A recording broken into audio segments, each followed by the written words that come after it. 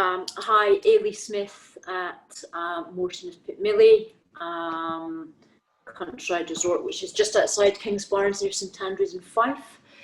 So we are a small farm in which 3% of our revenue comes from our farm. We have 115 acres of arable, 35 acres of woodland, and our main business on the farm is accommodation. We've got 16 self-catering holiday houses, and we also host pop-up food nights, and we have some local and sustainable produce, along with the accommodation, which equates to 32 bedrooms. We've got a small indoor pool, some tennis courts, gym, and outdoor areas. So we are a very well established business. We've been running since 1990, so we celebrated our 30th year in operation this year. And we normally run April through October at a 90 to 100% occupancy rate. And we've been running like that for years. And then through the winter months, the leaner season, November through March, that normally drops down, and we have a lot of weekend bookings, but fewer midweek bookings, and that sits at about 50% occupancy. So full-time equivalent staff, I run the show here, very hands-on within the business, but also have 9 full-time equivalent staff employed with me as well. So I think the key thing for me there is the livelihood thing. We are arable, we have a farm, it's a rural business, but the accommodation is our livelihood, and that's what we run, and that's how we make a living, basically. So I think the important things to maybe say here, in a normal year, we would have over 1,200 bookings. We welcome between 5,000 and 6,000 people to the farm, the resort, through the year, and we're open 365 days of the year. So seasonality doesn't really come into it for us.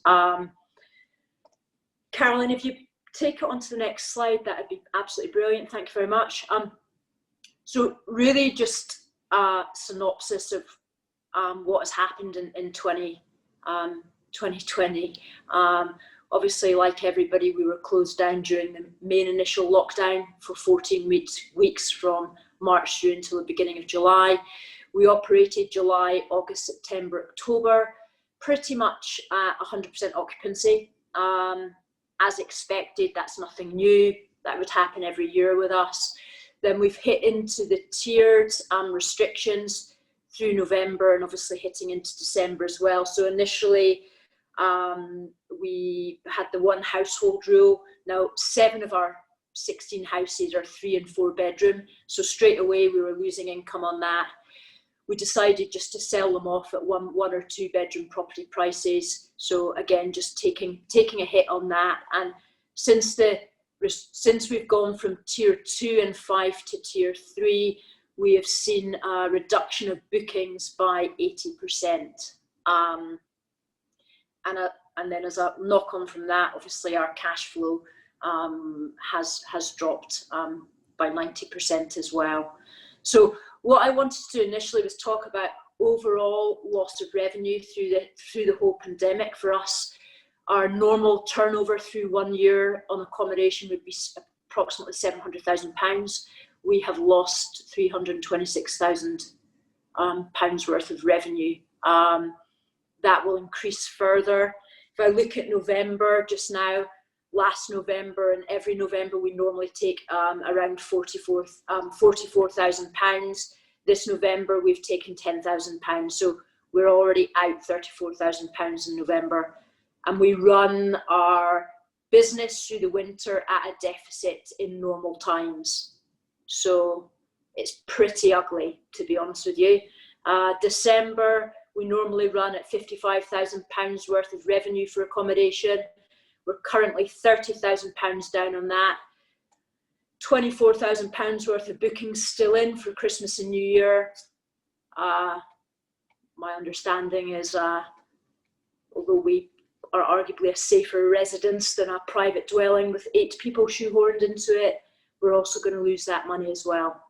So actually the total revenue loss is going to hit up at £350,000 for overall revenue loss, I would predict, by the end of the year, which is basically half of our income for the year. So that sort of moves me on to, you know, we were fortunate enough to get a £25,000 hardship grant. That's covered my refunds. We have a massive following. We have a lot of repeat customers, a lot of very good goodwill with our guests, and a lot of them moved into next year, which is fantastic, but it poses a massive problem for us going into next year. And we have only had to do 26 grand's worth of refunds to date. So we have been lucky in that sense, but not quite sure how that's going to work out for us next year.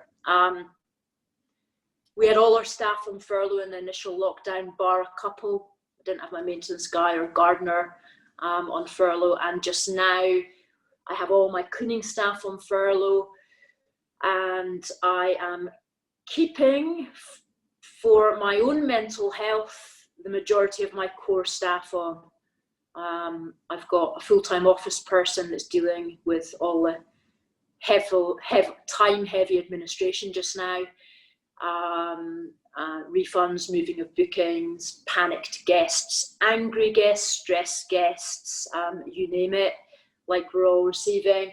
Obviously, I have to keep my maintenance guy on. The properties need to be kept to standard. The resort and the land needs to be kept neat and tidy, so I'm keeping my gardener, etc. on as well, along with one head housekeeper who's doing any cleaning and deep cleaning around the resort that we need just now. Concerns really for me are, we operate the business on a normal month at between 40 to 45 grand overheads. We're obviously quite a large operation.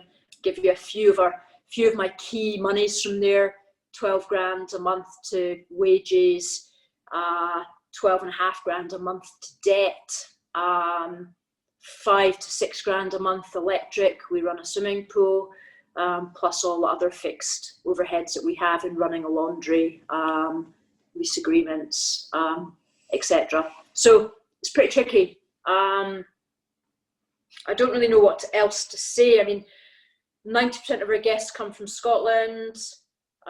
We've moved some guests 6 times, and now we are getting guests who have offered to move now coming to us wanting refunds. So there is a turnaround in people's goodwill, I think. It's getting frustrating. Actually, they just want their money back. It's coming up to Christmas, so we've had a massive sort of flux of refunds happening.